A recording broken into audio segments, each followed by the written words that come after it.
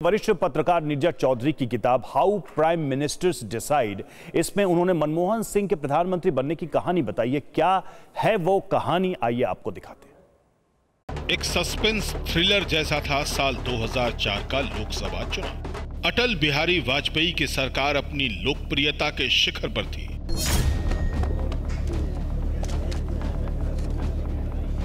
लेकिन सबसे बड़ी पार्टी बनकर उभरी कांग्रेस।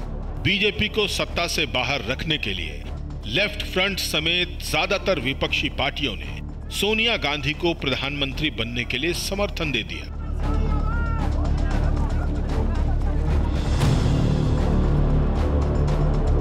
लेकिन जो ताज सोनिया गांधी के सिर पर सजाया जाने वाला था, वो ऐन मौके पर डॉक्टर मनमोहन सिंह के सिर पर खुद सोनिया गांधी ने रख दिया।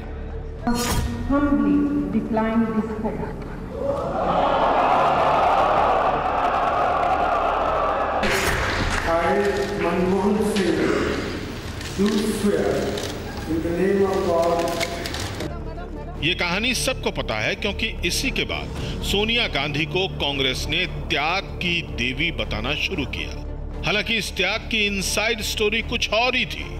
नीरजा चौधरी ने अपनी किताब हाउ प्राइम मिनिस्टर्स डिसाइड में गांधी नेहरू परिवार के करीबी और पूर्व विदेश मंत्री नटवर सिंह के हवाले से लिखा है। 17 मई 2004 की दोपहर का वक्त था। 10 जनपद के कमरे में मीटिंग चल रही थी। प्रियंका गांधी और मनमोहन सिंह कमरे में थे। एक सोफे पर सोनिया गांधी बैठी थी। मैं जब वहां पहुंचा तो सोनिया गांधी बहुत व्याकुल थी। तभी राहुल गांधी कमरे में दाखिल हुए और उन्होंने हम सबके सामने कहा कि वो सोनिया गांधी को प्रधानमंत्री नहीं बनने देंगे। राहुल ने कहा, मेरे पिता की हत्या हुई, मेरी दादी की हत्या हुई, 6 महीने में आप भी मार दी जाओगी। सोनिया गांधी ने राहुल गांधी से कहा, अगर उनकी बात नहीं सुनी गई तो वो बहुत बड़ा कदम उठा लेंगे। ये कोई मामूली धमकी नहीं थी। राहुल बहुत दृढ़ निश्चय वाले आदमी हैं। उन्होंने सोनिया गांधी को फैसला करने के लिए 24 घंटे का वक्त दिया। यह सुनकर सोनिया गांधी की आंखों में आंसू भर आए कि वो अपनी मां को बचाने के लिए कोई भी कदम उठा सकते हैं। इसके बाद जो हुआ वो इतिहास है। राहुल गांधी की जिस धमकी का जिक्र नटवर सिंह ने किया था, उसे खुद राहुल गांधी ने 10 साल बाद कांग्रेस के जयपुर अधिवेशन में अपने भाषण के दौरान दिया। राहुल को उसी अधिवेशन में कांग्रेस का उपाध्यक्ष बनाया गया था। कांग्रेस अध्यक्ष सोनिया गांधी का उत्तराधिकारी बनने का मतलब था बैकडोर से सत्ता का कंट्रोल, और राहुल गांधी समझा रहे थे कि सत्ता उनकी नजर में जहर के समान है। My mother came to my room and she sat with me and she cried. Why did she cry? She cried because she understands that the power so many people seek is actually a poison.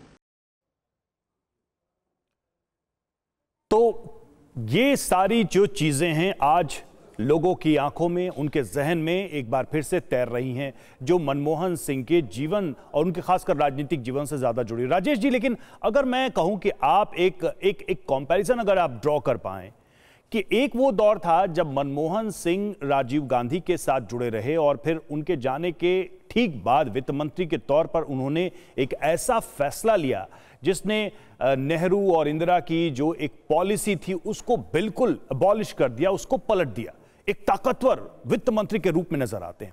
और एक दूसरा कार्यकाल प्रधानमंत्री के तौर पर जब राहुल गांधी उनके द्वारा कैबिनेट में अप्रूव बिल को फाड़ देते हैं, उनके लिए फैसले लिए जाते हैं बैकडोर से। उनके ऊपर एक तरीके से यह आरोप लगा कि भाई एक जो शक्ति है उसका केंद्र कुछ और है, मनमोहन सिंह चेहरा थे। तो ये दो पक्ष उनके जीवन की, इसको आप कैसे देखते हैं? एक तब जब वो वित्त मंत्री थे, जब राजीव गांधी के दौरान वो राजनीति में आए थे, और एक तब जब वो प्रधानमंत्री बने और सोनिया राहुल के नेतृत्व में वो कांग्रेस में काम करते रहे। देखिए, मनमोहन सिंह कोई ख़ास काम के लिए वो जिम्मेदारी सौंपी गई थी वित्त मंत्री की। भारत उस वक्त की क्या स्थिति थी? चंद्रशेखर प्रधानमंत्री जब हुए थे 4 महीने के लिए, उस वक्त भारत को अपना सोना वापस विदेशों में गिरवी रखना पड़ा था। यहाँ की हालत ये थी कि आप मुल्क कैसे चलेगा इसको लेके बहुत बड़े सवाल पैदा हो गए थे। कैसे ये मुल्क आगे बढ़ेगा। इकोनॉमिक क्राइसिस इतनी ज़्यादा थी कि भारत के पास डॉलर्स यानी फॉरेन एक्सचेंज जो है वो उसका ख़जाना ख़त्म हो रहा था। और जब राजीव गांधी का उसके बाद असैसिनेशन हुआ, वो जब चुनाव हुए थे और पीवी नरसिम्हा राव प्रधानमंत्री बने, तो उस वक्त ये सोच बहुत तेज़ तरीके से आई कि क्या भारत जिस रास्ते पे चल रहा है उसी पे चलते रहे या फिर इसमें कुछ बहुत ही ऐसा परिवर्तन किया जाए, आमूल चूल परिवर्तन जिसे कहते हैं, जिसकी आलोचना भी होगी, जिसका विरोध भी होगा, लेकिन उससे भारत क्या इस संकट से निकल पाएगा। इस काम के लिए डॉक्टर मनमोहन सिंह को लाया गया था। और डॉक्टर मनमोहन सिंह, जाहिर सी बात थी कि पहले वो इंदिरा गांधी के ज़माने में भी थे, अफसर थे, फिर उसके बाद तमाम अच्छे इम्पोर्टेंट पोजीशंस में रहे, लेकिन अर्थशास्त्री के तौर पर उनका जो विज़न है वो सोशलिस्ट या समाजवादी कभी नहीं रहा। और वही उसी वजह से उन्होंने, जब उनको मौका मिला तो वो तमाम चीज़ें उन्होंने इम्प्लीमेंट की जो नेहरूवियन सोशलिज़म, जो नेहरू के जो समाजवादी सिद्धांत थे और इंदिरा गांधी के, उनको पूरे सिर के बल खड़ा कर दिया। एक तो वो फैसला उन्होंने किया और उसमें उनको काफ़ी विरोध भी शामिल मतलब उनको झेलना पड़ा। लेकिन बाद में जो आपने राहुल गांधी की बात की, उसको कह के मैं ख़त्म करता हूँ अपनी बात। वो दौर था जब मनमोहन सिंह पर बहुत सारे हमले हो रहे थे, विपक्ष भी करता था और विपक्ष ये कहता था एक तो कि ये फैसला नहीं लेते हैं, मौन रहते हैं।